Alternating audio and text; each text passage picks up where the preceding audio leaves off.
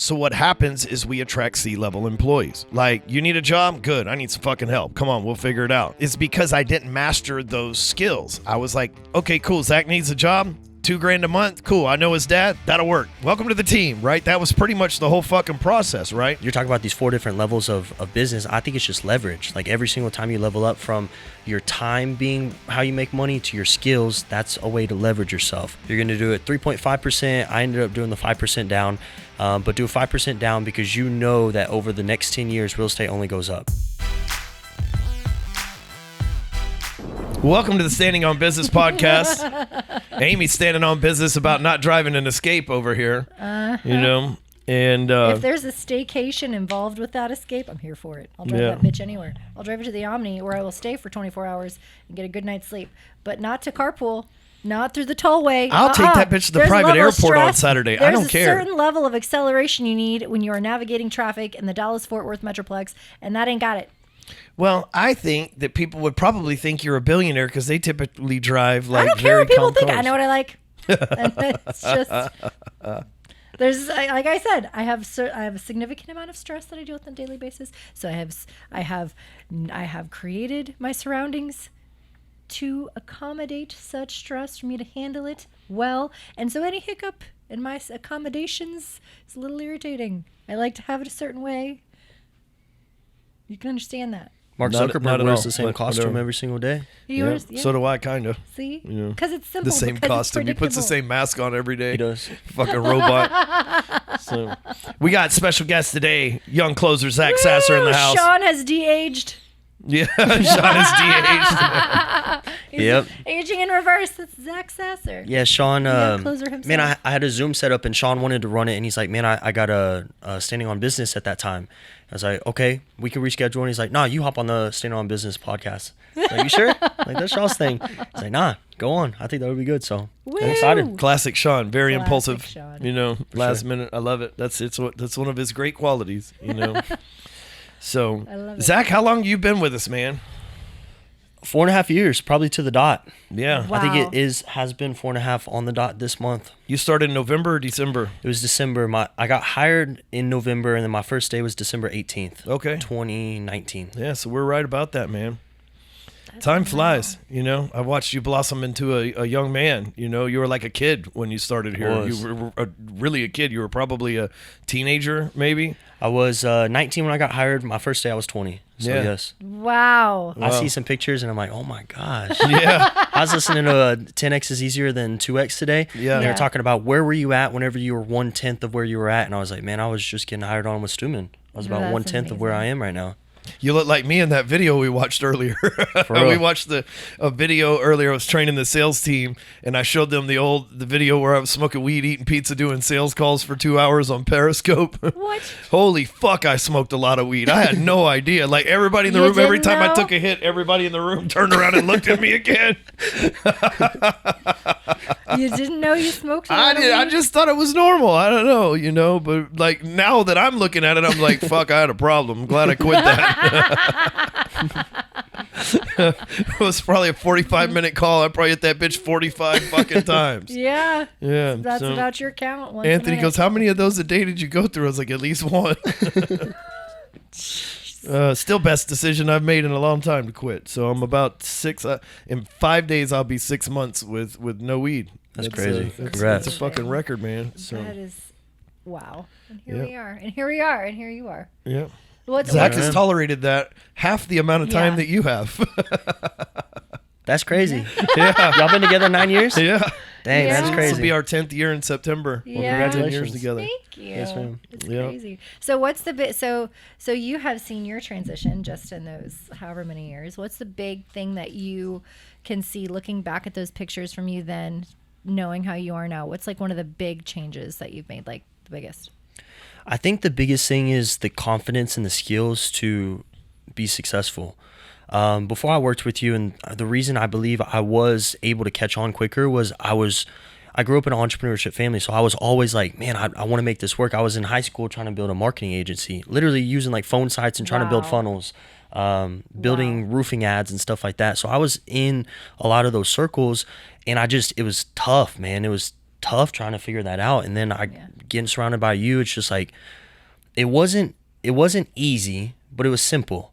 It's like I saw the right path that I needed to get on, and I learned the right skills, and I became the person, and I did the reps, and lo and behold, 4.5 years ago, or 4.5 years later, I'm like, I get it.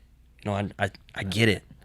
And I'm sure 4.5 years from now, I'll be like, damn, that motherfucker didn't know anything. But I mean, it's all levels. It is. It's life. You know, I remember when you first started working for us, and you're still this way now. If there's one thing I will say about Zach, is that he saves me a lot of money in 4.5 years on electricity. He does not believe in lights in the office.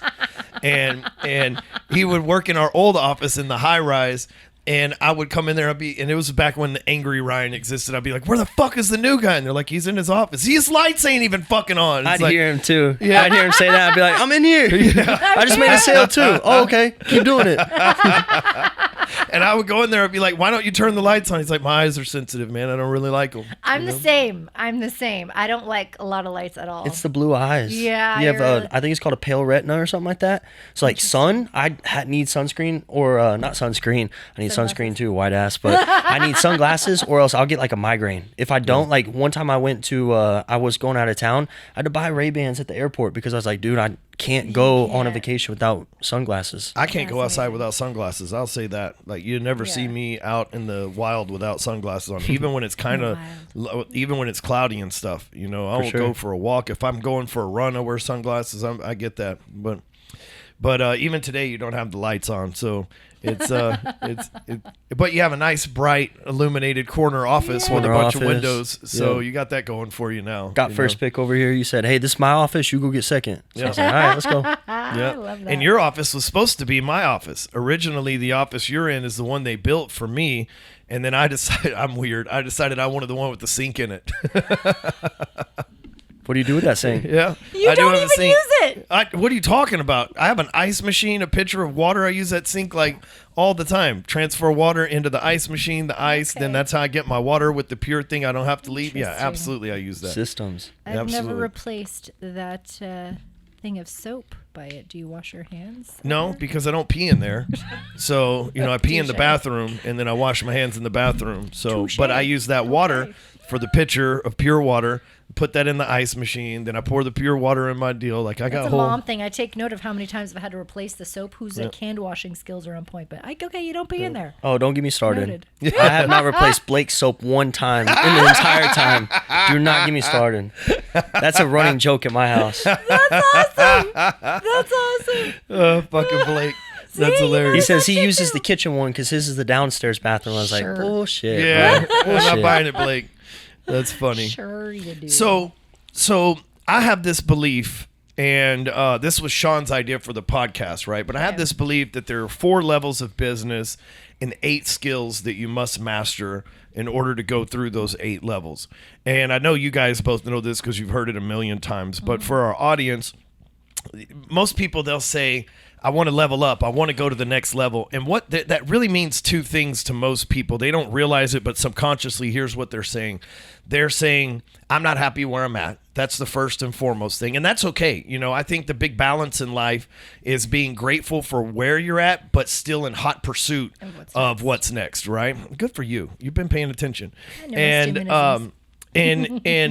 the moment we get too grateful for something, we'll take our foot off the gas. Like I could be like, oh, I've got a cheap house payment and 2 paid off cars, and I don't have a lot of overhead. I don't have to work that much, and that's a curse from the force of average. It's a distraction, right? So you have to be grateful. I'm grateful I have a low house payment. I'm grateful I have 2 paid off cars, but there's so much more that I want. Maybe not financially, but I want to make an impact. I want to die a life of significance where I made enough people money and happy and the most elite version of themselves. Like that's my driving factor. So there's never enough. The eye is never full. There's never enough. And so I'm always pushing because I'm like, hey guys, we can help more people. We can help more people. If I did it, they can do it. And if Zach did it, we can do it. If Amy's done it, we can do it. If Monica's done it, they can do it. Right. And so I'm always like in this, very grateful for what I have now, following the G code, but I'm always in pursuit of what's next in life. Right. And the next thing for me is to be as significant to as many people as possible. I'm Mother's Day shopping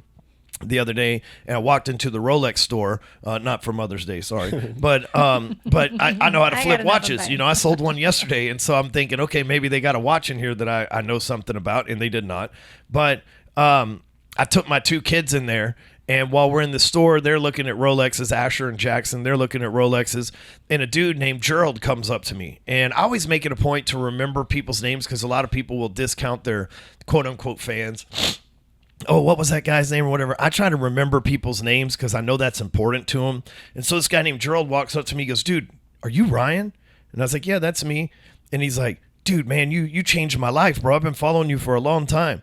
And then when we walked out of the store, the kids are like, we never go anywhere that somebody doesn't say hello to dad. You know, I could hear them talking to each other. They're like, literally everywhere we go, somebody's saying something to dad. And to me, that's what I'm trying to do. I'm trying to make an impact. I changed Gerald's life at some point, you know, and the sales guys, they all have the same story here. I'm sure you hear it a million times. Oh, I've been following Ryan for years, dude. I love that guy. Or, you know, sometimes it's fuck that guy. He's rude. But for the most part, it's a bunch of people who say, hey, man, I've been learning from this dude online for a long time, right? And so what the other thing they think leveling up means is making more money. But it's not an acquisition of money. You can't acquire money without skills. It takes skills to acquire more money. And so that's the missing piece of the equation is most people aren't happy where they're at and they want more money. And so they think they've got to do the same things they're already doing to go get more money. And while that may work to some extent, there's a time where you have to get more skills in order to get more money. So the first level is and this is where you started here. You came in as an employee, you know, and that's where we all started. I started as an employee of the car wash, then the finance business, working for a corporation. And in order to really master being an employee, right, if you're ever going to leave that and go to the next level, because the thing is somebody has to identify what level they're on and what the next level is, and then they have to master the skill set that it takes to get to that next level. Most people don't know what level they're on, right? They could be on level 3 and think, oh man, I need more money, and they're not, and they're still trying to master, or they're still working on mastering level 1 and level 2 skills, which won't take them to level 4. And so being an employee, if you're an employee and you want to level up, go to the next level, I'll explain what that is in a minute. You have to get good at sales and marketing, right? It's like you said, you had a marketing agency, and that was what allowed you to sort of be self-employed in high school, right, or college when you first came here. And because you come from an entrepreneurial family, most of us didn't come from an entrepreneurial family. My mom, she still works for a corporation. My dad still works for a corporation. They've never started their own business. And my whole life, I heard what a lot of entrepreneurs heard. Maybe you guys watching this have heard this too before. It's like, man, I wouldn't start my own business, man. I know your Uncle Rick did that, and man, it ate his breakfast, bro. He failed at life, you know, or man, you know, Grandpa Dan tried that, man, and you saw what happened to him, and my grandma went to prison, right? My grandfather opened a bank, my grandma went to prison. It was a really shitty Christmas that year, you know what I'm saying?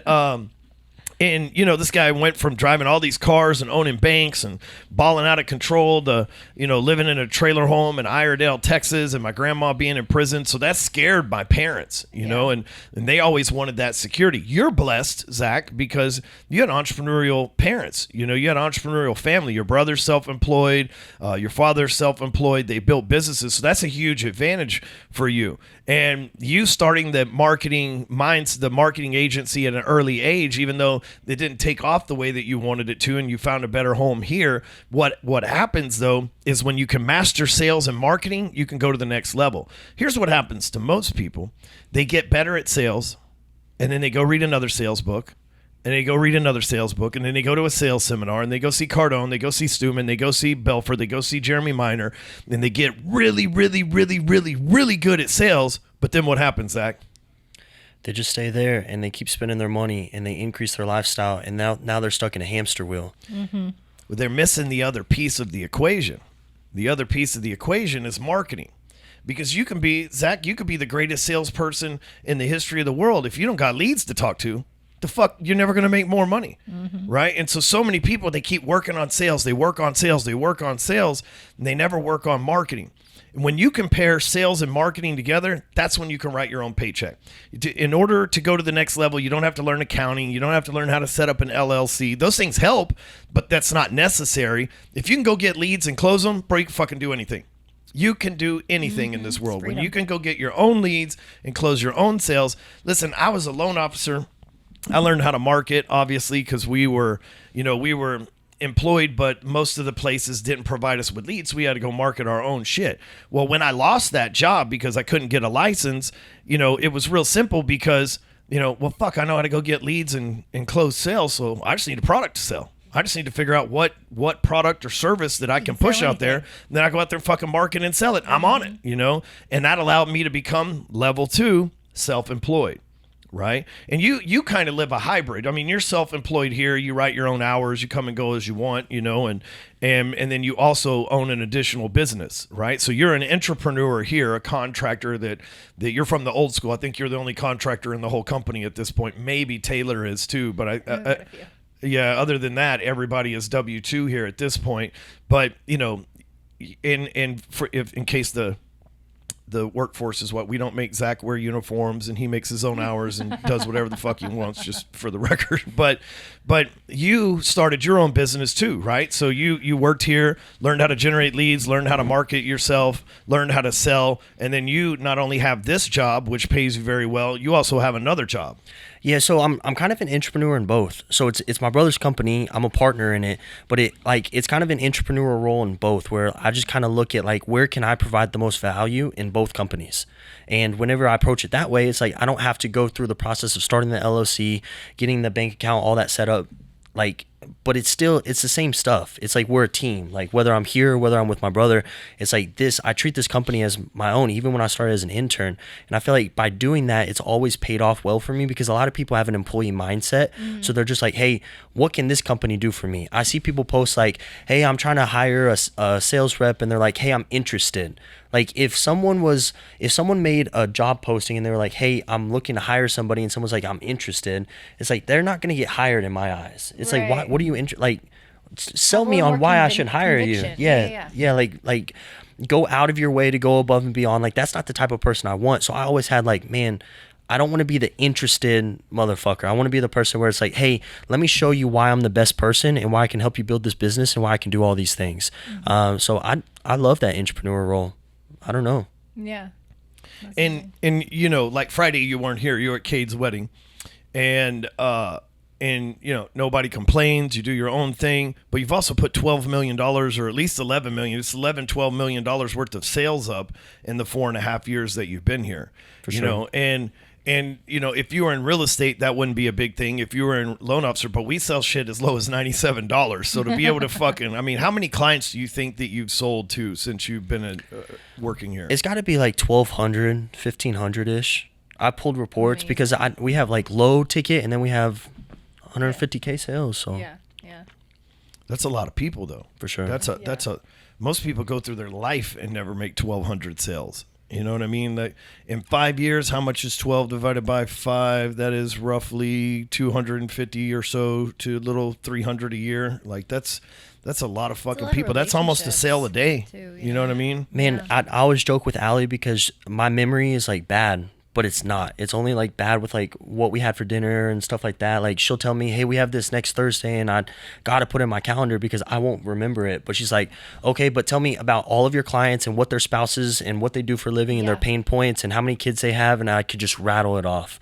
So it's your brain's a computer. It can only hold so much storage. So I remember all that stuff about my clients, but to the detriment of other aspects. It's really just sacrifices. You only got so much bandwidth. I'm the same way. Amy will be but I told you that. It's but I clearly didn't care about it. I stopped telling you things. I just put it on your calendar. Yep. That works well. And that's one thing I think you and Allie really do is y'all model us really well, too, in the way that your relationship works. For sure. How long have you been with her? Coming up on 3 years in July. Yep. That's awesome. Yep. And I think that we have a pretty good model for marriage. That's why we do Meet the Stewmans, just shameless plug. But I think that we have a pretty good model for marriage. And again, she doesn't say, oh, I told you this and you didn't show up here. She's I just go put it on your calendar because I know you live and die by that thing. Yeah. And I know how much we do. And people will come up to me. I should have put that Ford Escape on your calendar. I delete it immediately. But people, I'll never forget. I think it was when Colton was a baby. And I was taking Asher to one of his karate classes, and this woman sat next to me. Hey, oh my gosh, he's getting so big, and starts talking to me, and I'm like, I have no idea who the hell she was. And I'm like, I must have sat and chatted with her at one of these karate classes, but we have so much going on. We meet so many people every day, and there's only so much you can imprint. There's only so much you've fully processed when you have so much coming in and family and whatnot. There's a lot of important dates, so there's a lot of stuff that goes to the wayside. But we use our resources. Yep. Right? And I feel like in the terms of the life of an entrepreneur, where it's like you take on so much more responsibility and you're accountable for so many more things. And so using your resources is like the way that you stay ahead and the way you stay afloat and makes you able to accomplish what you're able to accomplish, because you're going to do so much more. Like you've got the roofing, but then, I mean, overall, like you're your own little conglomerate happening, you know? All being an entrepreneur. Yeah. Really, so. Yeah. And I'm the same way. I don't remember a lot of details. I know what I had for dinner last night because I have the same thing for dinner every night, because that's just, I'm a very routine person. I know what I had for breakfast yesterday because I have the same thing for breakfast. Literally a long time ago, I designed my perfect day, and it was like my favorite food to eat every morning, my favorite meals, my favorite everything, what my wife would be like, what I would be like, how many kids I would have. And I literally lived that shit, right? If I had to eat the same thing every day for the rest of my life, I already do that. If I had to eat the same dinner for the rest of my life, lunch is a variable. That's something that I get to swap out. But like yesterday, me and Colton went and ate somewhere. I don't even Snuffers. You know what I mean? And by the way, Snuffers for lunch. Me and Colton, $17 out the door. No, dude, that's underrated. Hell yeah, bro. I like that place. And that's a sit-down restaurant. Yeah, $17 out the door. That's cheaper than Chick-fil-A. Yeah, unreal. Have you been to Chick-fil-A lately? Yeah, everything's expensive. I spent and I don't even get like every kid's meal. I'll get like a big pack. I'm not even kidding. $40. The 3 kids to get milkshakes. And then I got 2 of the little kids' meals, 1 meal for Asher, and then the salad for me, and like a drink. $50. Yeah. 50. Meanwhile, 50. me and Colton are saving the family money, and you're blowing it, Milkshakes. Who can afford those things? It's delicious. So once you master sales and marketing, you go to the next level, which is being self-employed. Okay? What most people make the mistake, myself included for many years, is they think, okay, now I own a business. Now I'm self-employed. I can get better at sales and marketing. And it doesn't mean that you stop learning sales and marketing, right? Like I still read books about sales and marketing and the latest techniques and things. A lot of the books I read at this point are reminders. Oh yeah, why did we stop doing that, right? You ever read books and you're like, oh shit, I stopped doing that. I need to do that again, sure. right? But what people don't understand is you will remain self-employed if you don't learn the next 2 skills, which are hiring and training. And those, in my opinion, of all the 8 skills, the second level of hiring and training is the hardest. Zach, as you've seen, because you've been here for a long time, I have this evolution that every entrepreneur goes through. And sometimes you get lucky, but more often than not, you don't. And what happens is when you master sales and marketing, or you become good, maybe not great, but good at sales and marketing, you start your own business, then you're really a C-level entrepreneur. It's not like as soon as you start a roofing business or as soon as you start an information consulting business, you're just the best there ever was. You might be good at a certain skill set, but you're definitely not the best business person, right? You might have a skill set, but you don't know shit about business because you're just getting started in it, right? And so if you're a C-level entrepreneur, which is where we all start, okay, so I'm not disrespecting anybody that's new, but let's be real. If you've never ran a business before, you're going to be surprised with the amount of shit that will pop up and fuck you, right?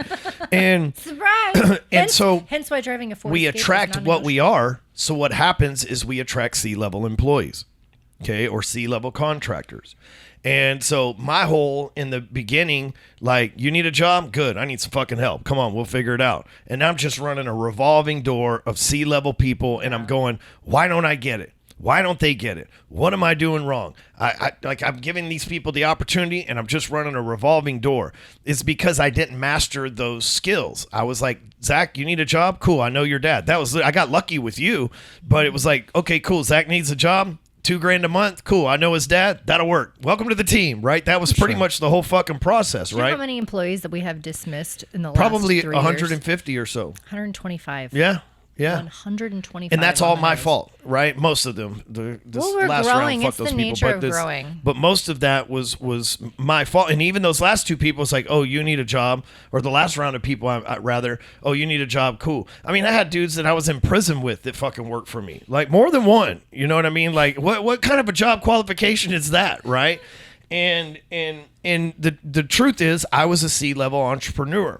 And then what happens, and I learned this from one of my mentors, is the longer you let somebody in a relationship, whether it's a relationship, a marriage, you're dating somebody or an employee that works with you or a friend, and you know they're a wrong fit and you don't cut it off, the harder the breakup is. The longer the relationship, the harder the breakup.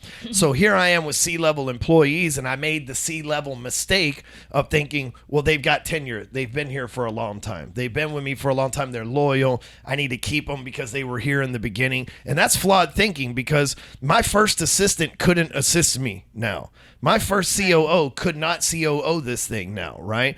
And I let them stick around for, the first assistant wasn't so bad, but she couldn't handle what we're doing now. But you know, there was this loyal thing, and when it came time to upgrade, I mean, it caused turmoil in our household because it was Amy's going, she can't keep up, and I'm going, but she's been around for 3 years, you know. Well, we got to find somebody else. Well, I can't just fire her, you know what I mean? And I start humanizing business, and I know this is going to get me some fucking clawback in the comments, but you can humanize business. You can't. Right. The way you humanize business is you get better at hiring people. Instead of going, oh, you need a job? I got a position. Sit in it, right? Instead, you interview, you ask questions, you have them take tests, you have them talk to other people on the team, the things that we do now. And once you get good at hiring and training, so the hiring part is one thing, the training's another. I'm an excellent trainer. Like, dude, I mean, that's my fucking gig. I am good at training people, right? But if I hire the wrong person, no matter how good my training is, then I've hired the wrong person. You can't, you either got talent and knowledge or you don't have talent and knowledge.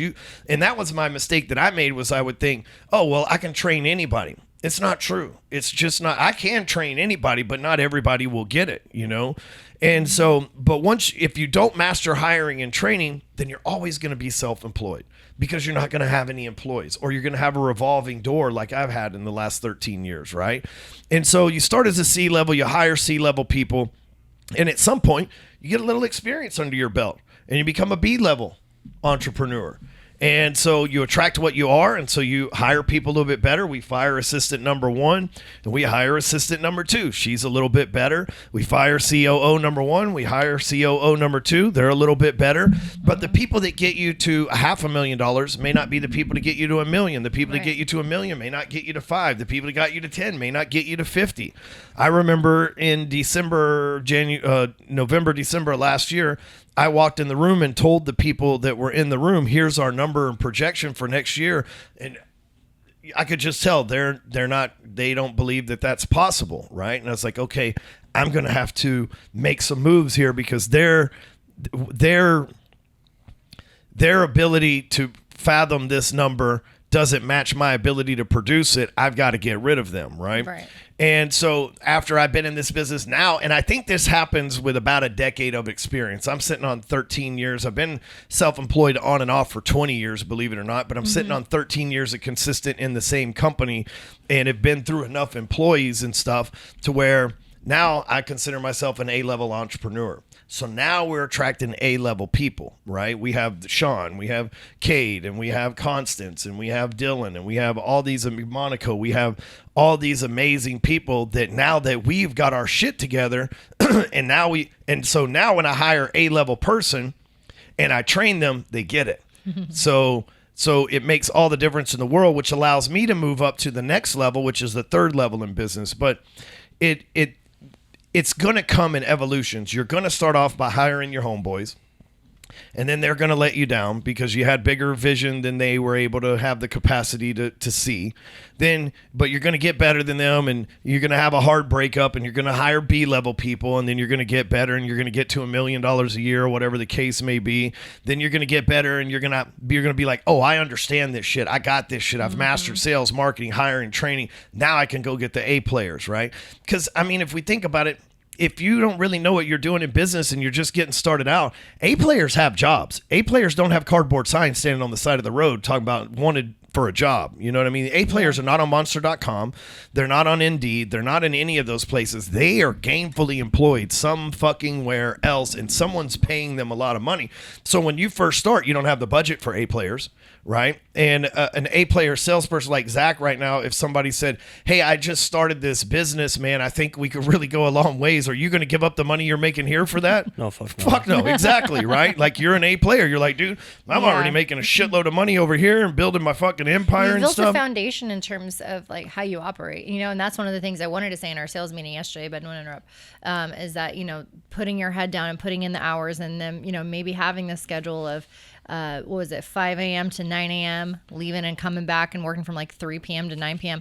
That type of grit, like that's something that you nurture. That's building your foundation. And you've built that foundation where you have the relationships, you have the wherewithal to have those conversations with the appropriate person, match the product with them. Like, you've got your foundation. You're like almost like on autopilot now, and you're just moving. And it takes a lot to get there with the product knowledge, with the relationships. But now that you're there, it's just like, sky's the limit. Yep. I just think people don't stick with it long enough. I would say, like, or people always say the only way you lose is if you quit, and that's what people do, is they just quit. They don't do the reps until you become so good at it that you have the capacity to do it. You're talking about these 4 different levels of business. I think it's just leverage. Like, every single time you level up from your time being how you make money to your skills, that's a way to leverage yourself by hiring and training and having other people out there. Now you have people that you can leverage. Then the next one's going to be the money, investing your money. Now your money's investing. You don't even need people. It's just you're getting more leverage at every single level. And, there's ways to do different leverage and build an empire and build your dream life really at each level. I don't think employee you really can, maybe depending on, you know, the size of your goals, but I believe there's a way that you can at sales with simply your skills, you can leverage yourself enough that you can maybe even bypass hiring and training and go straight to investing, because you talked about, I think it was one of your friends, she stays at the Crescent and over there, and I was like, dang, that's a really cool apartment. And you're like, yeah, she only makes like $300K every single year, but she has this thing that costs like $20K a month, but that's how she was able to do it. She made that money consistently, lived below her means, invested it, and now she had that leverage there. Yeah, you know, there are employees who build their dream life. Jared Glant, I think, is a great example. Jared is now the CEO of Cardone Enterprises, but that's been a pretty recent last couple years transition. He's been with Grant for 15 years or so, I think 13 years, and Jared's a great dude. And he makes millions of dollars a year as an employee, right? He didn't start that way, and now he runs the company, but he's moved up the company ladder to the top, and he's still an employee of that company. Grant's the boss, Grant's the man, but Jared makes millions of dollars. And then because of, and this is a similar path for you, Jared told me a couple days ago, he's like, dude, in the time that I've been investing with Grant, I've 6x my money. You know, and he's like, people can say whatever the fuck they want to say about that guy, but I have real results from putting my fucking money in these deals, and I have 6x my fucking money. And so now he's got millions of dollars coming in from his job, I assume. And I mean, there's lots of guys in Cardone's thing that make millions of dollars that have been there for 9-10 years. And so he's making millions of dollars there. And Jared, I'm trying to put your money out. I have no idea. I'm just guessing. And then probably makes millions of dollars from investing on the side with Grant and in his own deals and shit like that as well. And so here's a guy that has remained an employee, right? But he's learned hiring and training, obviously, as a sales manager, then CEO and all this other stuff. But he still is an entrepreneur in that company. Mike Wolf's the greatest example of an employee of anybody I know. He's been with the same company for 25, 26 years. He has one assistant. Sucks at hiring people, sucks at training people. He has one assistant, one processor, does $8 to $10 million a month in mortgages, probably makes $1 million a year. lives a single dude, paid off car, lives his dream life, whatever the fuck he wants to do. If he wants to go do fantasy football in Reno for a week, he goes up there and does fantasy football every year for as long as I've known him in Reno. If he wants to go fishing in South Texas, every year he goes fishing in South Texas on the coast for fucking a week. Like, he does whatever he wants. And he's an employee. Man. Yeah, he's like literally living the life. That's what happens when you don't get married with kids, right? And so, so my table for one, dude, it sounds so awesome. Sounds so cheap. That's what I'm saying. It sounds so inexpensive. On. It's not Tell $50 Chick-fil-A. Yeah. Tell me more about this What's living that? life of It's not yours. $50 Chick-fil-A. Yeah, it's not $50 Chick-fil-A. That's no right. Shit, He's like right? $7.49, bro. Good He's in and out of that bitch for $7.49. You know, getting milkshakes all over their private he's school not uniform. fighting with his wife over a rental car and shit. You know, his wife's not going, I drive an Escalade. I'm not driving a Ford Escape. Okay. Yeah. And so I don't care about bald tires. He doesn't have those conversations. But Mike is somebody who's an employee, same company. And Mike's never moved to management. He's never been vice president, but he makes really good money, high 6, low 7 figures a year. In a busy year, a whole lot more than that, right? We're talking about in a normal year. And he gets to build his dream life. So it is possible to stay at that level and not be an entrepreneur and still do things, right? But if you want to be an entrepreneur, it's different, okay? So you master hiring and training, and then guess what? Now you're not you do what Dan Martell says, you're buying back your time, because now I don't have to do sales. You know, we were just talking about that. It's like, this is what I used to do when I was in sales. I really haven't done sales for several years at this point, thanks to you guys, you know? But I have a bunch of other shit that I have to do as the leader and the visionary of the company, which is where the next 2 skills come in. You become the CEO. Okay, so you can't really call yourself an executive or a CEO if you don't got people, right? If you're self-employed, you might write down CEO of your LLC, but you're not really CEO, because you're really like the COO, the chief only officer, right? You're like the only person in the company, so of course you're the boss, right? But then when you hire other people, then you've got a sales staff, you've got an operation team like Ryan and Brittany, you've got a media team like Monaco, you've got a live events team like Dylan, you've got, you know, you got a general manager like Sean, you've got our COO like Sean, you got a CEO like Amy is in this company. And at that point, the 2 skills that most leaders that have people that they're dealing with miss out on is you got to master leadership. And that's a tough one, right? Because like some people, they have this natural propensity to be a leader, and they're just naturally selected, right? But life is really filled with mostly situational leaders, right? There's natural born leaders and situational leaders. Natural born leaders are guys that were like, their whole life they've been the cool kid and people just followed them and they're magnetic and they're attractive. Most of us, myself included, weren't blessed with that. We've had to learn the skills of leadership because we were thrown into a situation. I never wanted to run or own a mortgage company. I just wanted to be like Mike. You know what I mean? Just like the old commercials. Be like Mike. I wasn't going to say anything. Be like Mike. That's the McDonald's commercial, right? But I wanted to be like Mike Wolf. Hey, if I can make $1 million a year, I can invest my money, I can grow a portfolio, I can do my own thing, write my own check, make my own hours, and fucking somebody else has got to deal with all the headaches. I was thrown into a situation thanks to Dodd-Frank where that wasn't possible for me anymore. And now I'm thrown into a situation where I got to be an entrepreneur. And now as an entrepreneur, eventually I'm thrown into a situation where I got to figure out how to lead and train and be the guy for people, what we call the example here. And, you know, for me to attract those A players and then lead them, these are the transitions I've had to make. You know, I was a pot smoking, partying. We used to do BFA and we would throw fucking huge after parties with bottle service and shit. It was a fucking shit show, bro. It was a shit show. But we were all like, we were like, you know, late 20s, early 30s. Yeah. Learn about business, making money. It was, yeah, you know, we were just trying to figure life out. You know? I know, like in that age, making a lot of money, growing business, it's kind of synonymous with partying at that time. So we can't make, you know, we've learned, we've grown. Yep. Here we are. At least you got us to model what not to do and what to do, you know?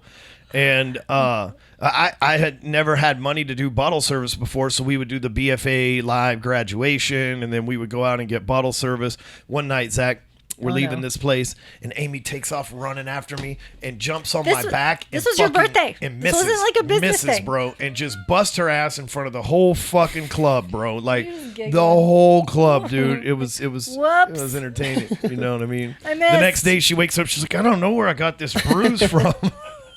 This was not a BFA thing. That was your birthday. Oh, was it? And so we were schmammered, having a great time. Schmammered.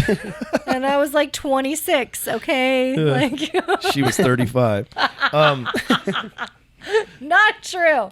You may continue. And so leadership, I had to make these decisions. If I'm going to lead A players aren't going to work for a pothead, right? They're not going to work for a dude that has mood swings and stuff. So I had to beat an addiction, And Who would have thought that weed would have made him so angry? I've beat. You know what I mean? Usually, like it's the opposite. Usually, like the pothead's like yeah, man. It's not me. No. I think it's because you're a productive person. So whenever you do that, it does mellow you out. And then I do this, like sometimes I'll catch myself if I'm not productive, then I turn a little angry. Yeah. And I'm like, I got to do something productive. I got to go to the gym. I got to knock this shit out first before I do enjoy my time, or else I'm just going to hate myself for not doing it. And like internal struggle, like super frustrated with where you're at. I think my thing was, I thought it made me more focused and calm down. But the truth is, it really put me behind, and then I felt this anxiety and pressure to catch back up, and then the frustration of not getting done what I needed to be done, or maybe, like, let's say I needed to talk to you about your numbers, for example, and then I get high, and I'm like, Zach will figure it out. And then I'm not high again 2 hours later, and I'm like, fucking Zach, he's lazy. You know what I mean? Because I get this paranoia and anxiety and shit in my head. Exhausting. And Zach will figure it out, and he's not lazy. And I was right with the first thing, but then when I'm not high, I didn't have the clarity. So I was like, I had to beat this addiction. I beat a lot of addictions in my life. I beat cigarettes. I beat, I beat drugs. I beat, and I had an addiction to anger, And when Amy and I first started dating, and for a long time in our relationship, I was an angry guy, and I've chilled out since probably Colton was born a lot. And then I've really chilled out in the last 6 months because I haven't had weed causing that anger. But those are things that if I'm going to be a good leader, I had to beat these addictions, right? Because A players aren't going to work for somebody with mood swings. A players aren't going to work for somebody that talks down to them. I can't go in there and tell Kate, hey, motherfucker, what the fuck are you doing with your fucking life? You'd be like, walking the fuck out of here, bro. You're not going to talk to me like that. I know what I'm fucking worth, And so I had to become this, and it's taken me several cycles, C player to B player to A plus player. It's taken me these several cycles of getting better. That's what, these days, I'm addicted to growth. I'm addicted to information.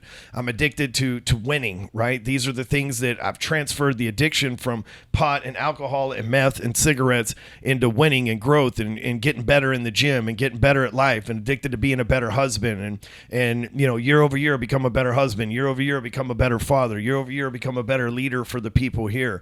And I'm still not at peak, because I'll peak when I die.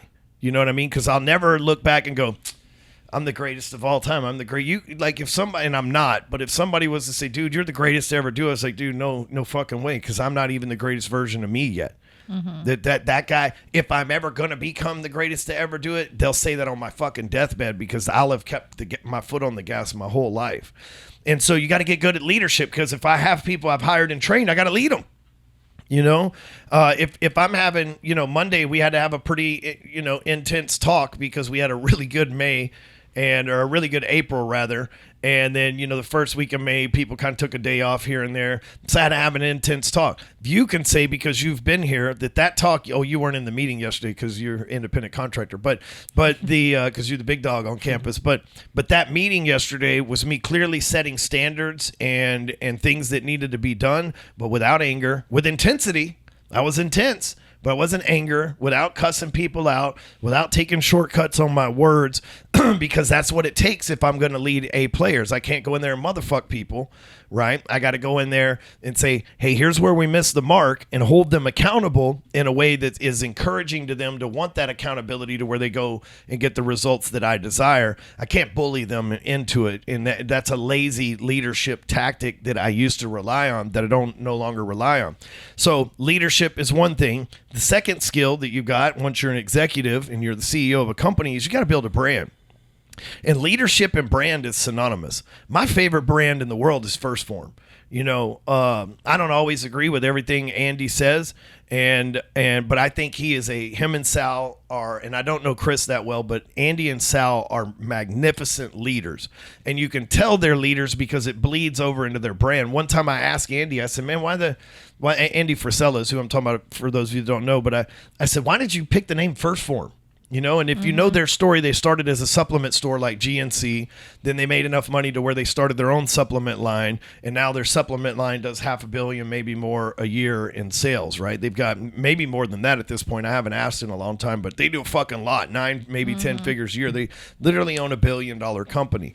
And he said, well, we wanted something that nobody else was going to use. First Form, that doesn't even make sense. It's not, what it is because it's synonymous with their brand. But it doesn't make sense. It's not like, oh, I see why they picked that name. It's not spelt right. It's a number ST and then PHORM. It's a very obscure brand name. But if you go to any convenience store in America that sells their products, their shit on the shelf is all straightened out. It's all in perfect order because their brand means something to people because they're good leaders. And so, look, I'm the type of person where if I see something that I like, I just duplicate the shit. I don't need to go reinvent the wheel. I'm like, okay, so how does Andy speak to his people? He uses the word we, us, them. He creates an us versus them mentality when he talks. He doesn't say you. He doesn't say I. He says we. He says them. He says us. He says they. He uses these words that make people decide I'm either on team brand or I'm not on team brand. And so I've been able to really follow his leadership tactic, and that bleeds over into brand building. But brand building, and this is where most CEOs miss it, is that consists of KPIs. That consists of SOPs. If you open a Coca-Cola in Dallas, Texas, or a Coca-Cola in Los Angeles, California, it's going to taste the same. It's going to be the same bottle. It's going to be the same ingredients. It's going to be packaged the same way. You can rely on that brand. If I go to Chick-fil-A in Plano or Chick-fil-A in Frisco, they're always going to say, hi, welcome to Chick-fil-A. How may I serve you? They're always going to say my pleasure when you tell them thank you and you're leaving, right? That's their SOP. That's something that's predictable. If you go into the convenience store and you pick up a First Form thing, you're going to twist the bottle to match the rest of them because that's their standard operating procedure. That's their brand. You can rely on that. You can count on that. And so when you're the CEO, you shouldn't be selling and marketing anymore. You should have hired and trained that out. You shouldn't even be hiring and training. I don't hire and I train people still because that's my thing, but I don't hire people. I tell them, hey, hit up Amy and Sean. If you can pass their litmus test, then we'll give you a job here. They're in charge of that. And so once you get here, you get me, but you don't get me in the beginning. You know what I mean? Like there's a couple guys here the other day that asked Sean for my number, and he goes, you haven't earned his phone number yet. I'll give it to you when you're ready. They keep that around me because my job's to be the leader. My job's to build this brand. My job's to make this brand, whether it's Apex, Phone Sites, 48/7, whether it's Closer Capital, it doesn't matter. My job is to make that brand mean something. And people say, Stewman's behind that brand so we can trust it, right? That's my job as the leader to uphold that reputation for our community and for our customers and for our company to be able to hold that to them. So if you're looking to level up, then you've got to say, okay, what level am I on? And what of the skills that Stewman just spoke about do I need in order to get to those skills? And so you're at a point where you're really at level 2, right? You're an entrepreneur, but you are self-employed because you have ownership in your brother's company. But you also do what? I also invest my money into real estate. So talk to us about that. Yeah, so a few years ago, I came to you and I was like, hey, starting to make some money. What should I do? And you're like, first move, probably buy your first house.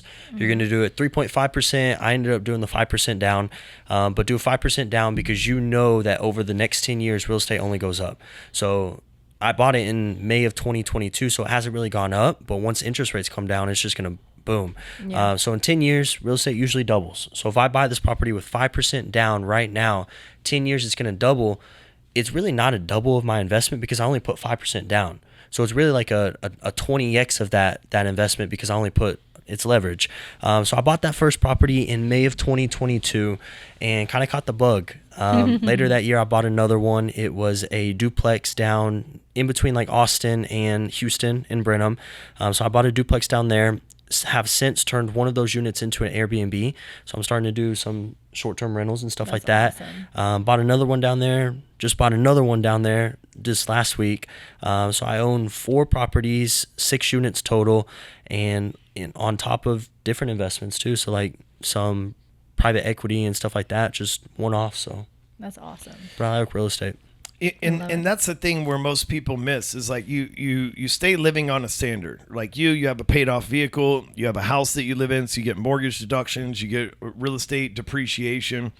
But you're not just going out there and like, I mean, you're like me. You don't have fancy clothes. You're not out here like with a bunch of rings and jewelry and, you know, diamond necklaces and shit and all this stuff. And you start to live on a certain level. And then when you realize that like first year you make $100,000 and you're like, oh, there's some shit I want to buy. Right. And the second year you make more money than that. And you're like, well, I already bought most of the shit that I want to buy. That if someone can have that control over their life and then use that excess money to start investing, by the time you're my age, you should be worth way more than I am worth right now because I didn't get the opportunity. First of all, you're not going to go to prison and lose everything. You're not going to get divorced 3 times and lose everything like I did. So you should be light years ahead of me. Even if you just still only own those 6 units, fucking 20 years from now, bro, like no fucking telling. If it doubles every 10 years, then that's a quadruple because it'll double again the next 10 years. You know what I mean?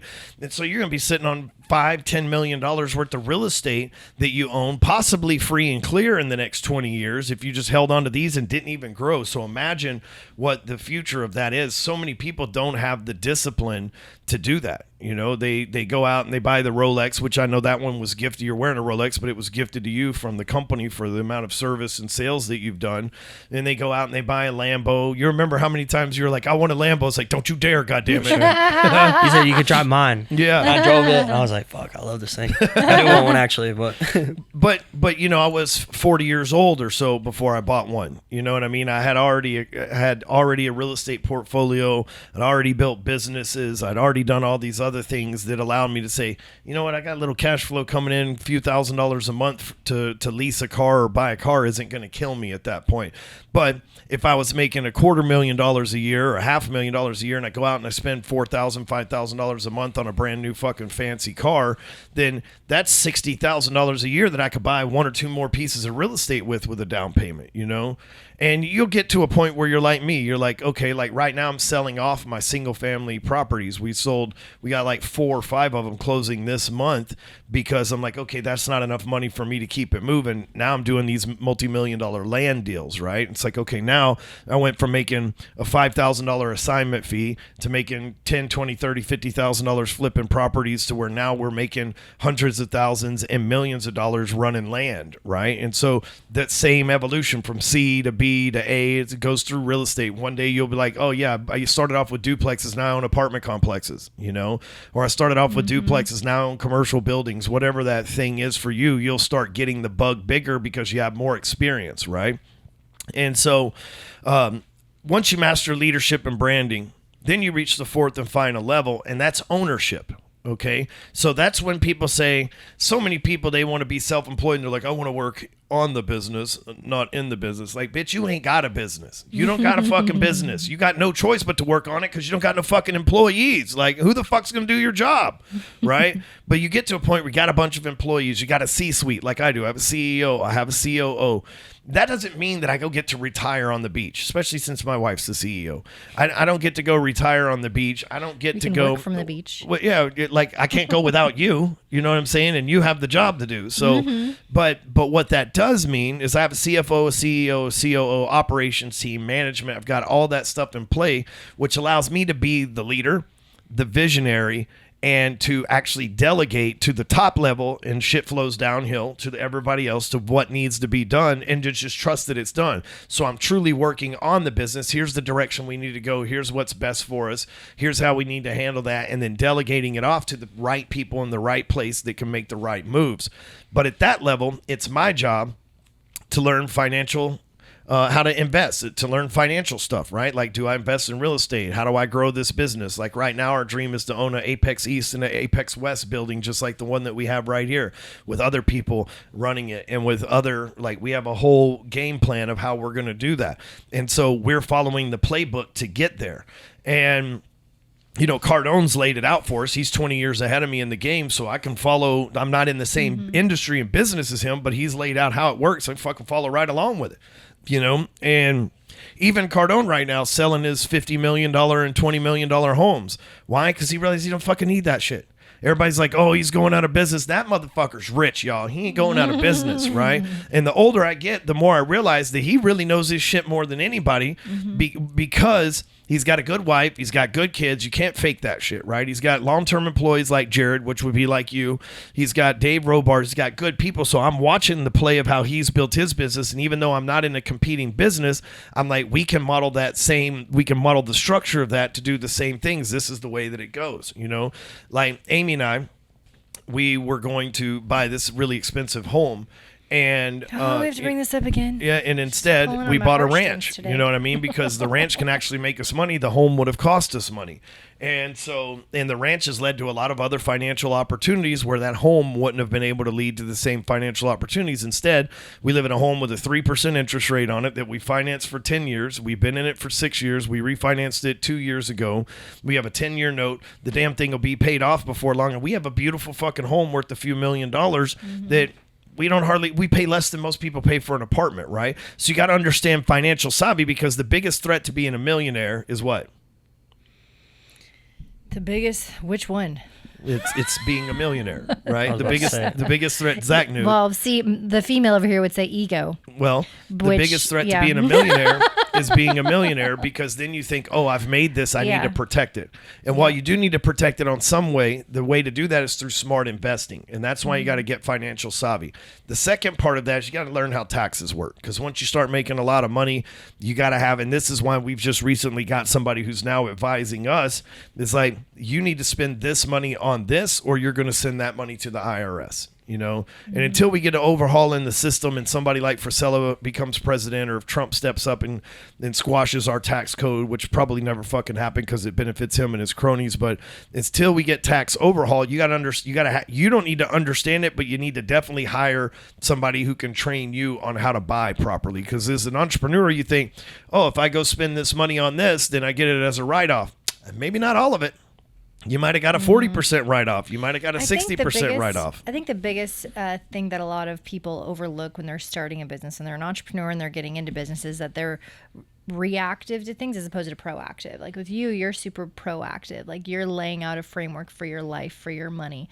You're thinking ahead. A lot of times when people want to start a business, they just have shiny object syndrome. They want to be an entrepreneur. They want to be, if you start a business and you're the employee, a lot of people say, I'm the CEO, but you're like, no, you're the COO. You're the chief only officer. Like it's your own business. That's not just, a lot of people just want to say that. Then they get going and you grow, and then you get in this rut of being reactive. You need to be proactive and really looking at what you're doing, creating a long-term plan, creating ways to try and be the most tax efficient with things. That's a huge thing that people need to realize with the amount of taxes that you owe nowadays. It is like, that is something that can just kill companies, especially small businesses nowadays. When October rolls around and like they weren't proactive about their finances, they weren't proactive about keeping track of things like that. And you're blessed that you withstood it, but you had a lot of incompetent people handling things prior to me being here. And now that I'm being proactive with things and I have a whole new team that's running it, then it's the best feeling ever. But you're just like everybody out there that's doing it in America most times. You know what I mean? The majority of people are doing it like you. You're just growing and you're growing and you're growing, and growth isn't necessarily good all the times. If you're not managing it properly, if you're not really creating a framework that can be sustainable, like you can grow, but it won't be sustainable. And a lot of people just don't take that into account. Well, entrepreneurs like this, especially because social media, everybody want to be a rock star. Nobody wants to learn how to play guitar, right? Everybody wants to be an actor. Nobody's taking acting lessons. Throw a Nickelback reference in there. And I'm through standing in line. Yeah, so, but good for you. But here's the thing, being an entrepreneur is the second hardest thing I've ever done in my life. I've had my heart broken a bunch of times by employees and people that I really wanted to take to the next level with me that either had a different vision for their life or just didn't get it. I've had customers that have broken my heart that I thought we were going to do life with that didn't do it. It's the second hardest thing I've ever done. The first hardest thing I've ever done is keep my word. fuck, that's hard, right? And it's not that, you know, when you tell somebody, hey, I'm going to do this for you, you have all the intention of the world, and then shit gets harder or more complicated, and still have to do that is fucking insanely difficult, right? So in part of being an entrepreneur is if you give somebody your word, actually having to keep it, that's how you keep repeat and referral business. And so a lot of people, they think, oh man, Zach makes it look easy to be a sales guy, until they pick up the phone. They're like, nobody fucking answers, bro. How do you do this? Right? You make it easy to the CEO role look easy until people step in there and they're like, what the fuck is all of this shit, right? So they catch a glimpse of a conference call and they're like, what the fuck? Yeah, you watch golf on TV and you're like, there's some old fat guy knocking the fuck out of the ball. You're like, dude, I can do that. And then you get out there and you can't even knock the ball off the fucking tee. Or you watch the surfers and they're floating in the ocean and you're like, dude, surfing looks so easy. And then you get out there and you're like, holy shit, I'm gonna drown. Like it's fucking crazy. But professionals and experts make the hard stuff look easy. You know, I always use this analogy. Dante could probably bench press 450 pounds or so. He can do reps with it. It fucking looks easy. If I got under that shit and picked it up, it'd fucking crush me because I couldn't. If I got it off the bar, I'd be fucking dead because I couldn't get it off of me. But he's a professional bodybuilder. That's what he does. He's a professional weightlifter. He makes it look easy. And so there's all these professionals online, the Andy Frisellas, the Ed Milet's, the Grant Cardones, the Ryan Stewmans, that make this shit look easy until you get that tax bill. Until you find out that on top of payroll, there's a 12.5% fucking payroll tax, right?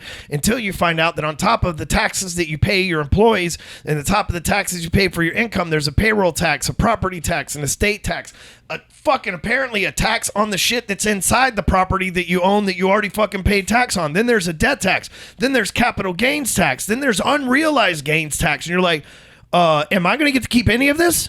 Oh, this is a fucking cool job. They made it look so fucking easy. And then you're like, no, 90% of the shit that you get is going back to the fucking government so that they can give it to foreign countries and fucking corrupt our own shit. That's how it fucking works. And you think, oh man, maybe this entrepreneur shit ain't for me. Maybe these guys are fucking experts, right? But then a lot of people, their ego's too big to fucking admit that. And so they end up floating by life. They get behind in their taxes. How many times do we hear that from people? It's like, well, bro, I haven't paid taxes in 3 years. Like, bro, you're fucking going to be in trouble one day. Yeah. You know? You're going to be in trouble one day. They They're just going to hired find 60,000 agents. They'll find you. They will find you. That's right. So those are the 4 levels of business. And the reason why I wanted Zach on here is because although he's really between level 1 and level 2, he's making level 4 activity by learning how to invest his money and building a portfolio that whether his dream is to move up in the company here or whether his dream is to start his own company one day near in the future, hopefully never, is that he's making the moves at basically all 4 of these levels at the same time and mastering those skills so that he can choose what level he wants to land in, man. I think that's very, very cool, especially since you're just 24 years old. You know, sure. You're doing shit that, you know, we hear it all the time. We talk to 50-year-old, 40-year-old people and like, hey man, so, you know, you can't afford $3,000. What are you doing with your life? And Zach's got the confidence to go, bro, I'm 24 and I got my shit together more than you. What are you doing, dude? You got to catch up, man. Mm-hmm. Like, you're way fucking behind. You should have had this stuff together when you were my age.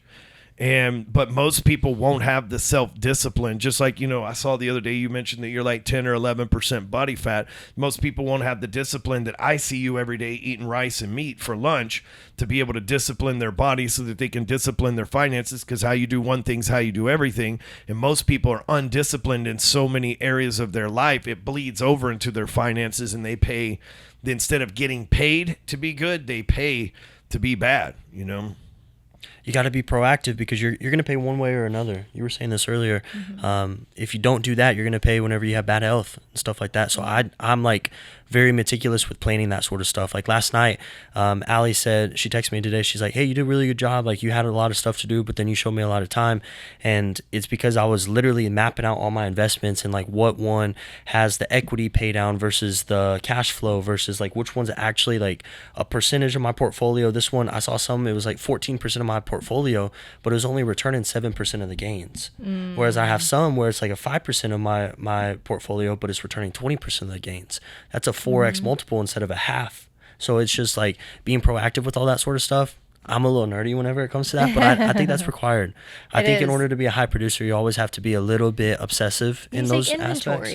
100%. So yeah, like I was saying, like not like not all growth is good, meaning that you could be working your ass off on one thing, but it's, in the long run, it's not really getting you towards the finish line as fast as you think it is. Like looking at the overarching picture, maybe, doing this thing that it really isn't that much work, that is going to yield you way more results than you busting your ass at this thing over here that's not really getting you as far as you think. A lot of people don't, they just it's almost like a self-serving thing. They really like doing this one, like you really like doing, what's a good example?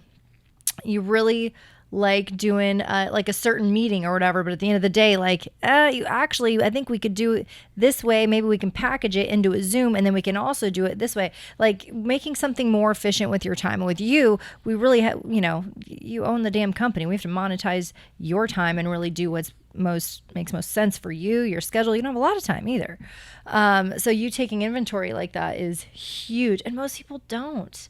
Most people they just don't want to think. do what feels good. They just float through life. Exactly. And they're reactive. Yeah. So, Zach, if they want to follow you on Instagram, where they find you? Yeah, so my Instagram is going to be at Sasser21. And then my Facebook, where I'm probably most active, is going to be facebook.com/real Zach Sasser. The real, not the fake, the real. Zach Sasser. Sasser. So appreciate you coming on here and giving us your Appreciate you time. I know having you me. got a Thank busy you. day. So, We're so proud of you. so Appreciate y'all. Standing on Business Podcast. We out of here.